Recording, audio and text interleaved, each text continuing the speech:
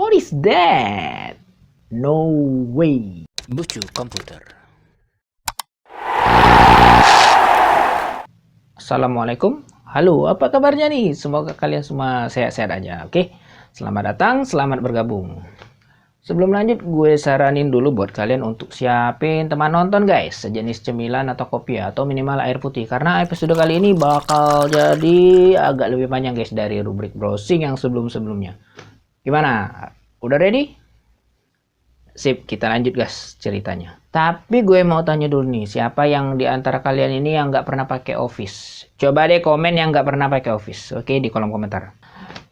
Cuman rasanya sulit yang ngebayang orang yang pakai komputer, apalagi sehari-harinya itu kerja dengan komputer, nggak pernah pakai Office sama sekali. Ya minimal sekali lah seumur-umur hidup dia ya gitu pakai Office. Jadi Microsoft Office atau simpelnya disebut Office aja adalah sebuah paket software perkantoran lengkap ya.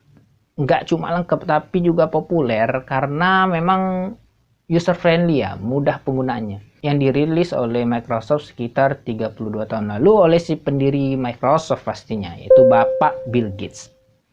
Ceritanya Office ini diperkenalkan pertama kali di acara Comdex, sejenis komputer expo di Las Vegas, Amerika Serikat, pada tanggal 1 Agustus 1988.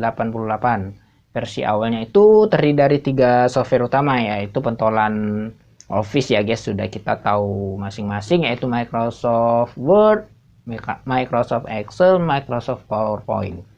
Jadi sesuai yang dibilang sebelumnya, ini adalah paket software perkantoran. Berselang 2 tahun kemudian dari waktu diperkenalkan pertama kali ke publik, Office dirilis pada November 1990. Jangan dibayangkan tampilan Office pada masa ini gambarnya enak dilihat. Enak dalam tanda kutip ya. Karena pada masa itu sebagian besar masih harus dijalankan pada Microsoft DOS, yaitu sistem operasi pra-Windows. Bahkan kontrol software masih menggunakan keyboard. Maksudnya sebagian besar, ya hampir seluruh lah yang menggunakan keyboard. Penggunaan mouse masih sangat jarang dan terkesan mewah pada masa itu. Versi ini sering disebut sebagai Microsoft Office 1.0 atau ya simpelnya sebut 1 aja ya. Nggak usah ditambah titik 0. Ya terserah juga sih. Masih di tahun yang sama, Microsoft merilis add-on dengan perubahan besar dengan adanya penggunaan shortcut pada Office. Versi ini disebut juga Microsoft Office 2.0. Pada tahun 1992, tepatnya pada tanggal 30 Agustus, dirilislah Microsoft Office 3.0. Makin canggih nih guys, media installnya udah pakai CD-ROM. Cakep lah, pokoknya emang pinter nih Om Bill Gates ya, bikin packagingnya gitu. Ya media instalasi versi sebelumnya itu mungkin masih pakai floppy disk ya. Yang tahu mungkin bisa share di kolom komentar ya. Cuman dulu versi paket Office-nya dan isinya atau program itu agak jelimet penamaannya. Contoh nih Office 1.0, nanti Word-nya itu ada versi 1.1, Excel-nya 2.0 dan lain-lain. Jadi buat nextnya ya, karena keterbatasan ilmu gue akan meminimalisir penyebutan versi softwarenya untuk menghindari kesalahan. Jadi gue bakal sebut aja nama paket Office-nya. Jadi misal Office versi ini, versi itu ya, gitulah ya, lebih kurang. Oke lanjut, di sini MS Office, Microsoft Word-nya, Excel dan PowerPoint hadir dengan ditemani teman baru nih, yaitu Microsoft Mail. Oke, kita bergerak lagi setahun kemudian, pada 1993 dirilislah Microsoft Office Professional dengan tambahan Microsoft Access 1.1. Pada tahun 1994 nggak banyak perubahan, hanya sedikit update pada Microsoft Word yang ditweak sedemikian rupa sehingga lebih baik untuk melakukan formatting dalam sebuah dokumen. Versi ini sering disebut juga Microsoft Office 4.0. Tahun 1995. Nah, ini nih salah satu tonggak sejarahnya Office. Di sini penamaan seluruh versi isi softwarenya sama, yaitu versi 7. Nah, Microsoft Office 1995 ini dinamakan demikian karena merujuk tahun perilisannya. Di mana sistem penamaan ini juga dipakai untuk versi Office setelahnya. Office 95 ini dirilis untuk mendampingi kepopuleran Windows 95 pada saat itu. Ada 2 versi Office saat itu, yaitu standar dan profesional. Versi standar ini isinya Word, Excel, PowerPoint, dan Schedule Plus 7.0 ya. Yang profesional seperti biasa ada Microsoft Access dan Untuk format CD-ROM-nya ada software Microsoft Bookshelf yang memang nggak begitu populer ya. Office 95 ini full dirancang untuk berjalan secara penuh pada sistem 32 bit. Logo Office 95 juga menjadi pelopor logo Office versi berikutnya yang terus digunakan hingga versi Office XP. Tahun 1997 dirilislah Office 97 atau Office 8.0 yang juga datang dengan berbagai update fitur. Salah satu fitur yang fenomenal adalah Office Assistant ya. Kalian cukup tekan F1 maka asisten virtual ini akan muncul di pojok kanan bawah layar kita. Ya seingat gue itu ada semacam karakter berbentuk klip ya, karakter animasi gitu ya. Perbaikan visual sudah pasti ada pada menu dan toolbar. Di versi ini juga diperkenalkan grammar check dan registration wizard untuk pertama kali. Nah inilah cikal bakal activation wizard pada versi berikutnya. Di versi ini juga disertakan Microsoft Frontpage 97. Nah, memasuki tahun 2000, Microsoft Office 2000 itu dirilis guys, ya, atau dengan kata lain Office 9.0 ya namanya. Microsoft Office 2000 ini menawarkan interface yang lebih adaptif, di mana menu yang jarang digunakan user itu akan disembunyikan. Kemudian, ada peningkatan dari sektor keamanan seperti digital signature yang bertujuan untuk mengurangi ancaman dari virus makro. Menyusul dirilisnya Windows XP pada tahun 2001, Microsoft Office XP pun dirilis atau Office 10 ya.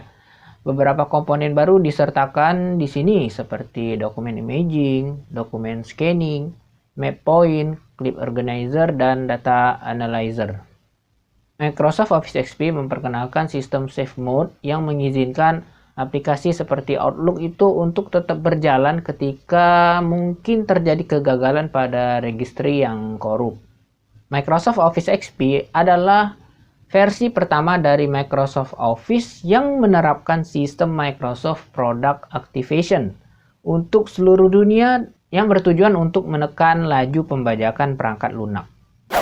Di tengah kepopuleran Windows XP yang menanjak, pada tahun 2003 dirilis juga Office 2003 atau dengan nama lain Office 11 dengan logo baru yang lebih penuh warna dengan aksen gradasi tapi tetap dengan tampilan segi empatnya yang menawan ya, yang menjadi ciri khasnya selama ini. Tampilan interface-nya juga secara penuh sudah menyatu dengan Windows XP sehingga terlihat menyatu dan serasi. Kemudian di sini juga pada Office 2003 juga dirilis 3 program baru pada edisi ini yaitu InfoPad, sebuah program untuk merancang, mengisi dan mengirimkan formulir data terstruktur elektronik. Kemudian program kedua adalah OneNote, adalah program pencatat untuk membuat dan mengatur diagram, grafik, catatan tulisan tangan, rekaman audio dan teks, dan juga yang ketiga adalah ada Picture Manager untuk membuka, mengelola, dan berbagi gambar digital. Break bentar ya, aus nih, aus. Oke.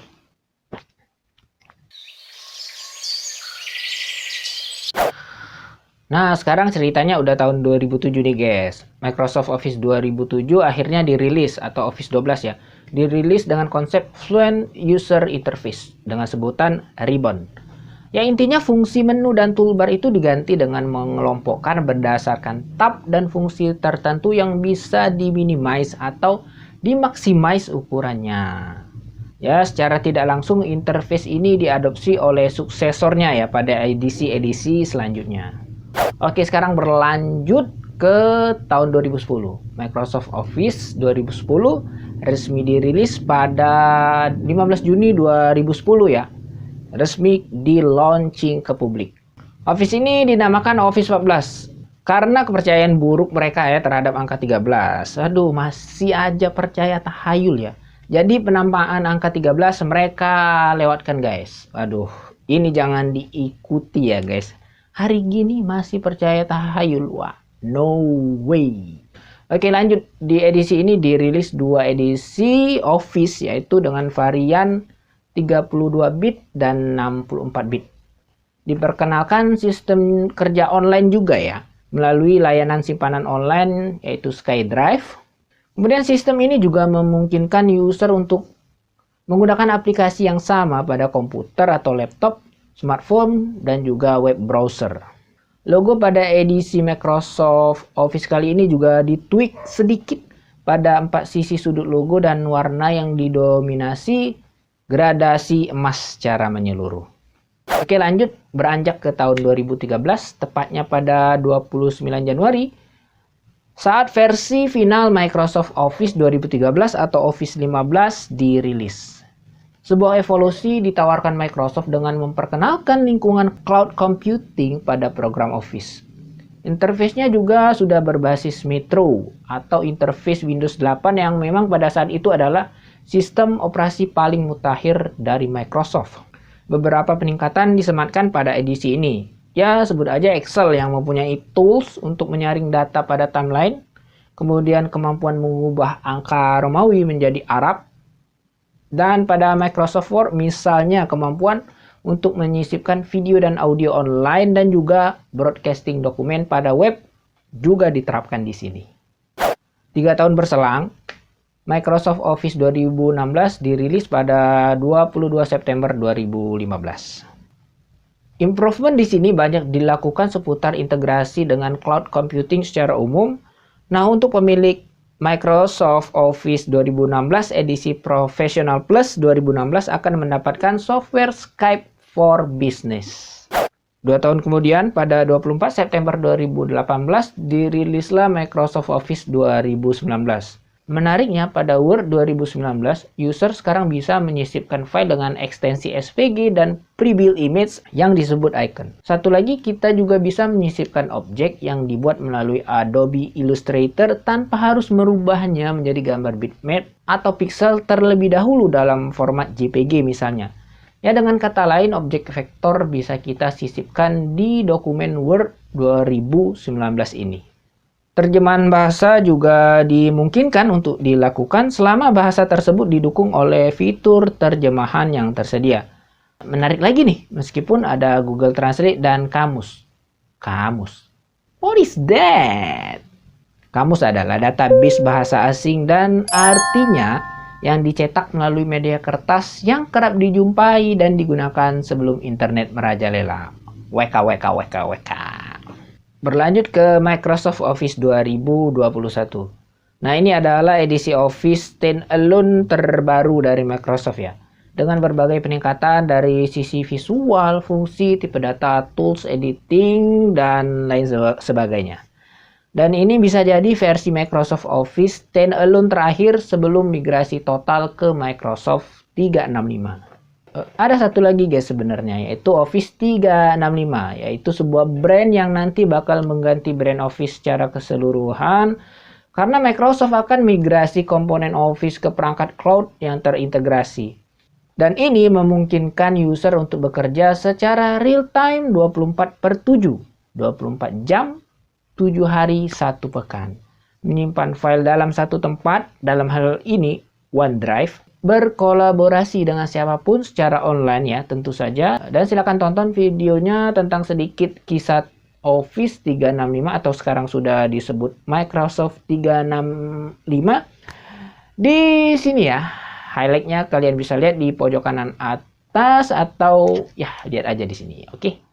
Ya, itulah sekelumit kisah tentang Office yang legendaris ini. Link referensi gue akan tampilkan di box deskripsi. Mohon dikoreksi ya dari kesalahan dan kekurangan gue di episode kali ini, karena sebagai manusia tentu gue itu banyak kekurangan.